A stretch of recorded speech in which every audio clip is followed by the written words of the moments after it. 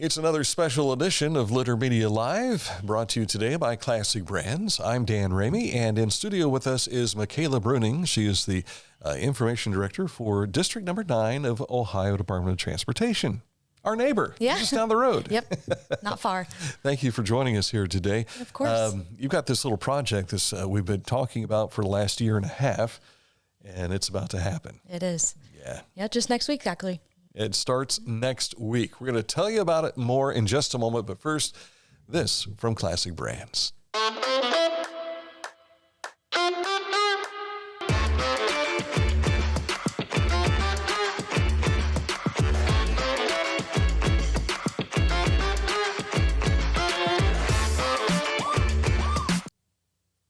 Well, as we mentioned to you last week, I shared on Facebook on our page that there was a message sign that was up by Route 35 and Bridge Street, and I thought, okay, this is a precursor to what's about to happen. So you say next week we'll see things start to really take shape. Yeah, the contractor is going to begin mobilizing their project for the construction project. So you'll start seeing equipment out there, maybe barrels, just so that when they're ready to start work, they have all their stuff there. Mm-hmm. So let's take a look at what project we're talking about. This is North Bridge Street, and this is the project corridor. As you can see, it stretches from the riverside of Chillicothe all the way up to Casa del Taco. Is that where? McDonald's. Right up McDonald's there on Chillicothe Mall in that area. So there's a lot of things that people probably haven't been able to figure out what's going to happen, but you've got it broken down for us here. Yeah, so those are all, as you can see, the roadway improvements that we plan to do during this project. So those won't all happen at once. That's, over the 2-year phase, but those are all the additions we have. So, and this includes an access area that will help us alleviate a lot of the congestion that we normally have. Yep. We're going to have a lot of congestion during the work. Of course. But once this is all done, man, things should really start to flow through there. They should. And, at the end of the day, this is a safety project as well. So we're doing things like improving the interchange, the intersection, the signal timing. We're adding a roundabout over there at Consumer Center Drive and River Trace Lane. So we have a lot coming. There's a lot of traffic there, especially during the holidays. And I know that we've discussed with the mayor about this will also be taking place during the holidays. But outside of that, what are we looking at for what should people expect next week? Yeah. So actually, when it comes to the holidays, we recognized early on in the project that this was a major shopping center for not just our area, but also local counties around us. We've got 35 coming, 50, 23. So many people traveling from outside to come shop here.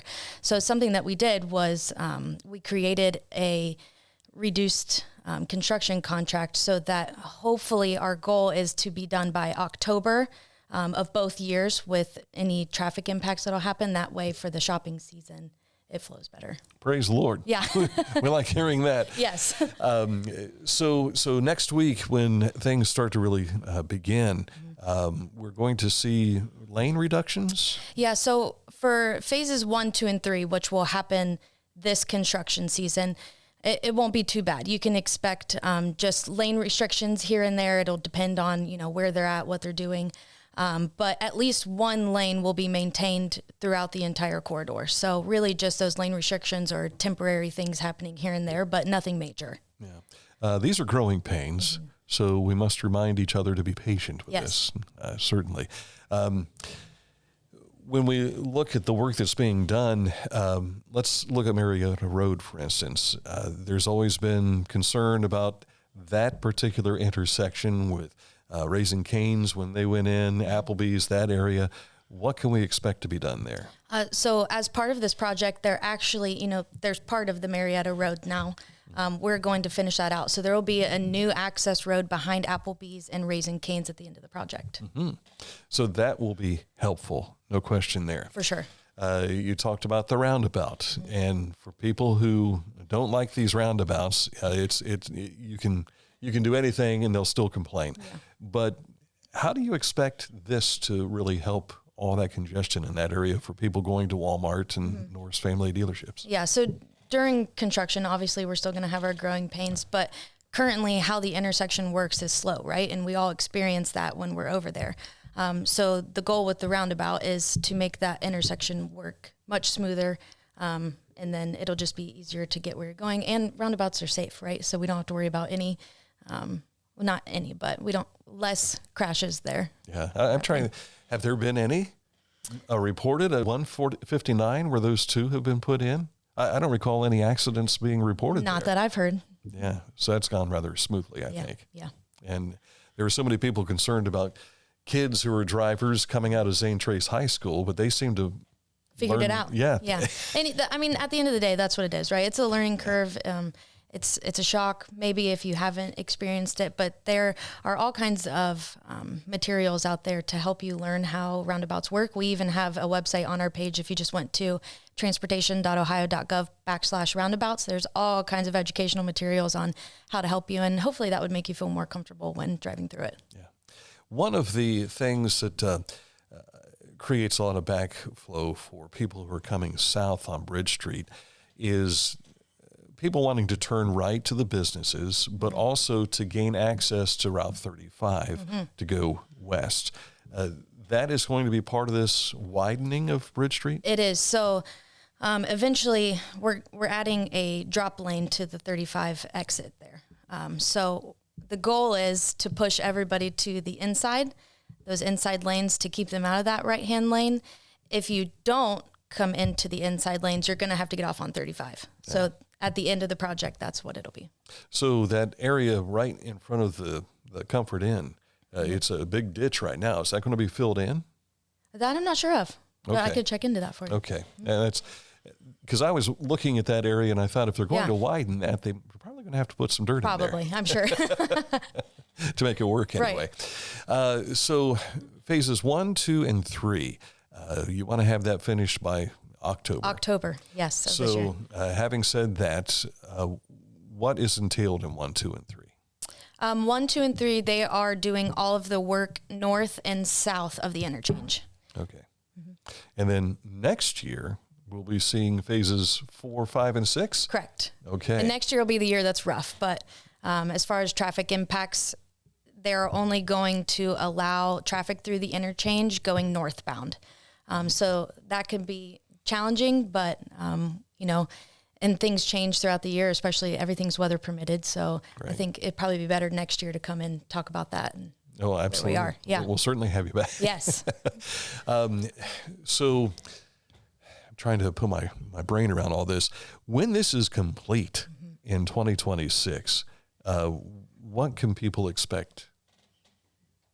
Certainly. What's it going to look like? Oh, well, aesthetics are another big part of this project. So you can expect pocket parks for pedestrians, and some of those include a bench and a light pole. Some of them we don't have enough room to do all of that, but definitely small little pocket parks for pedestrians. We're doing pedestrian safety as part of the project, so there's going to be sidewalks all along the corridor because right now there aren't, right? So that can be dangerous. We're also upgrading all of the light poles and the signal masts, and they'll be black. There'll be black fencing. We've got retaining walls throughout the project. So aesthetically, it's going to be a big change, but it'll look really, really nice when it's done. We won't recognize the place. I'm sure we will. Yeah, you'll still see all the upgrades for restaurant signs and everything along the way. Yep. So how excited are you for this? Good question. I'm super excited for the project. It's the growing pains that we'll all get through together during the next 2 years, but it's going to be great. It's going to upgrade safety, help that congestion, the flow. So it'll be exciting when it's done. Your phone has been going crazy today because of all the rain from last night. It has. Lots of flooding here in Southern Ohio today. I was telling Mikaela earlier, I've driven 772 for 30 plus years, and I saw flooding today in an area I'd never seen before. Yeah. Yeah, I was actually just before I came over here looking at our OGO map and all the incidents from flooding, not just in our district, but in District 10 as well, which is our neighboring district. It's just everywhere. Yeah. So, District 9 entails is it 8 counties? Yep, we have the southern 8 counties. So we have Adams, Brown, Highland, Jackson, Lawrence, Ross, Pike, and Scioto. Mm-hmm. And last year it seemed like there were, $28 million worth of projects being done. But this is the biggie for District 9 this year. So this year we have a total of 82 projects with a total investment of just over $256 million in, between all of our 8 counties. So we've got a big construction year this year. Yeah, and there was a little bit of news came out yesterday from ODOT on the statewide look at this. And I can't remember how many projects were there. Was like 170, 180? I think that was close with, something like that. Just about. Yeah, and we're just a little slice of that. Yeah, we are. Yeah, but this is an important project, and it's going to be a pain for a while. But I think we'll all appreciate it when it's done. Absolutely, Yeah. It's like getting dental work done. Yeah, Hurts temporarily, but when it's done, it's all good. Look at that smile. Yeah, it's perfect. Anything that we have missed here today? I don't think so. I think we covered it all. All right. But we can always, as the Bridge Street construction moves along, we have a website, and it's our traffic advisory website. So if you went to transportation.ohio.gov/traffic advisories, you would find a clickable statewide map per county. And so if you're traveling through a county that maybe, would have an active project going on, or you live in Ross County, say, you could click Ross County, and any of the active projects that are going on will be in that page. So you can see kind of what the maintenance of traffic is like, what the project is, when it's estimated to be completed, things like that. So that's a great resource to visit when you're looking for real-time information on what's going on in per county. So that will be updated and change along the progress. Yes, and it's updated weekly. So okay. As we move on, that's a great resource to view. All right. We appreciate you coming in today. Yeah, thank you. I appreciate you having me. Mikaela Bruning, Matt Bruning from ODOT tells us that she's the good Bruning. I'm the better Bruning. That's what we say. That is referred to here in District 9. Thank you to Classic Brands for sponsorship of this segment of Litter Media Live. And thank you, Mikaela, for coming in. Thank you. Thanks for watching as well here on Litter Media and listening on Litter Media Radio.